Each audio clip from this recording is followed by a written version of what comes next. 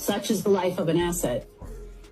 But anyway, so all of the assets have now been released, including, people that were handled like that, the scientists. So you can see how momentous this could actually be for all of humanity. Now, the Rothschilds also over the weekend released their control of banks. Do you know how big that is? They are huge. Yeah, they are the genetic shareholders we talk about. Okay? Mm-hmm.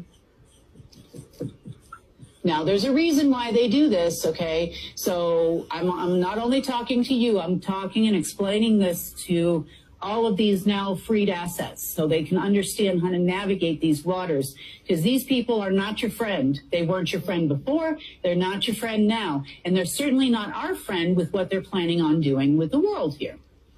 Okay, so the genetic shareholders have released the banks, which means Rockefeller family used to be in charge of JP Morgan Chase, genetic shareholder. Bank of China, that's an obvious one. It's the Lee family. Barclays is Rothschild.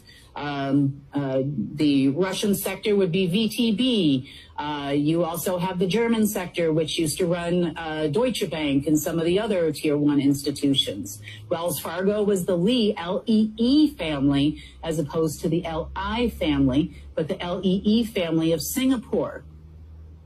Okay, still an Asian family. They're all together anyway, in the same bucket, unfortunately.